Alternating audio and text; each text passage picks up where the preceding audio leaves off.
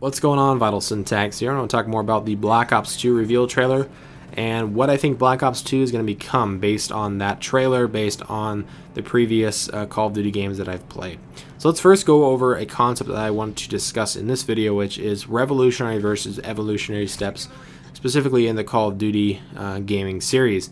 Now let's go back in history to Call of Duty 4 Modern Warfare. I think this was a revolutionary step in the right direction when they added a completely new setting. They went from World War II to the modern setting. And then also, even more importantly, adding this whole system of unlocking your character, unlocking attachments, leveling up, this RPG element. I think that was a huge step in the right direction, and it was revolutionary. It might have not have been their original idea. There might have been a game that did it before them, but in the Call of Duty sphere, in this game itself, it was revolutionary. It added a new idea, a new concept to the game.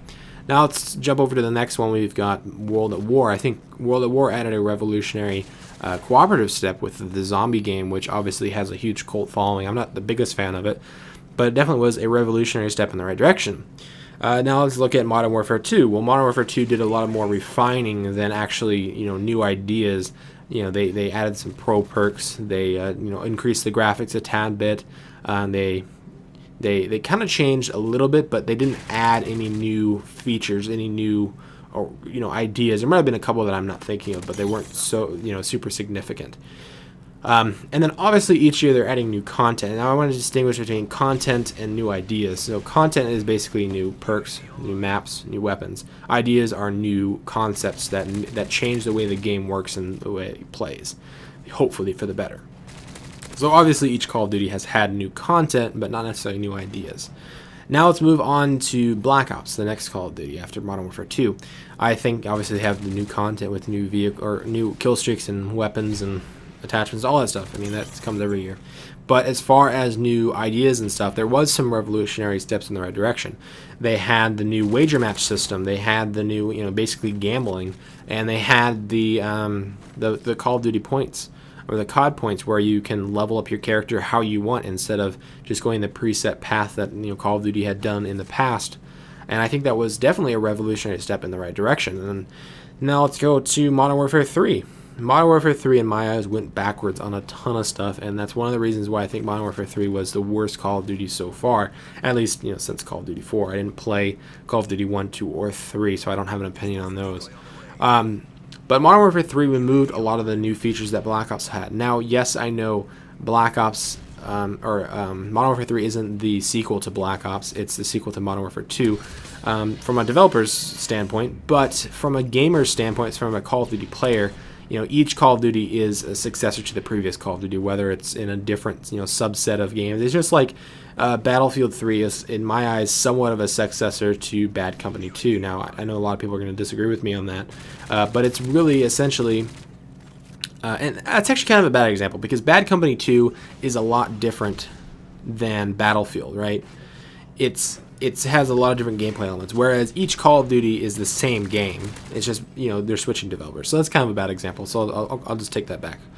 But anyway, back to Modern Warfare 3, they removed the wager matches. They removed or I guess they didn't add them, they didn't necessarily remove them. They didn't add them to Modern Warfare 2, which is obviously where they started development and added on from there. They removed the Call of Duty points. They removed a lot of fixes to the scoreboard, a lot of other tweaks and refinements that Black Ops fixed for the game. And that's one of the reasons why I'm such a huge fan of Black Ops, or was a fan. I don't really play it anymore.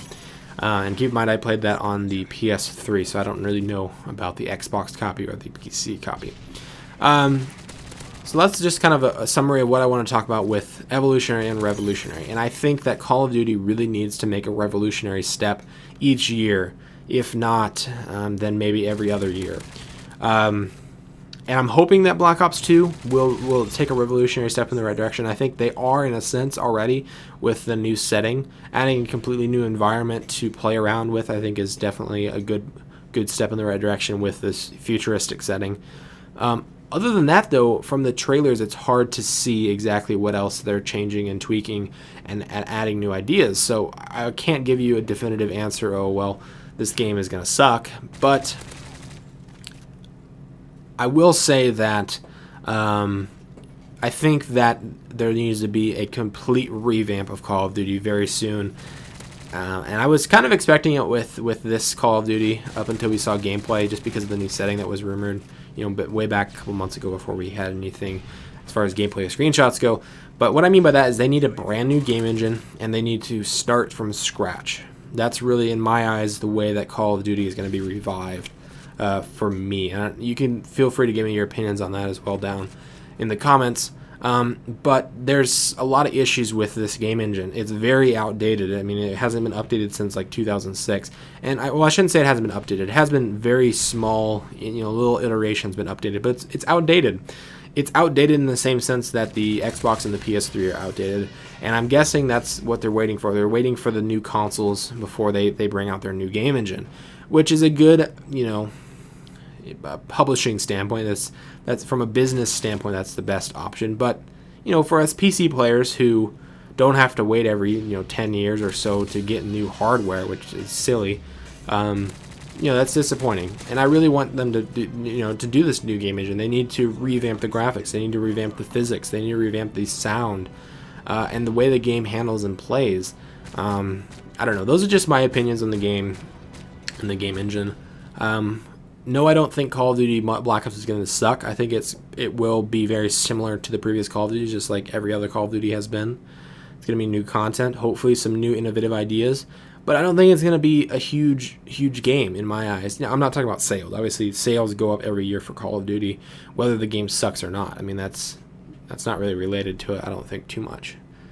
So anyway, I'll just end the video here. If you enjoyed it, feel free to give me a like or favorite and leave your comments down below. See you guys in the next video.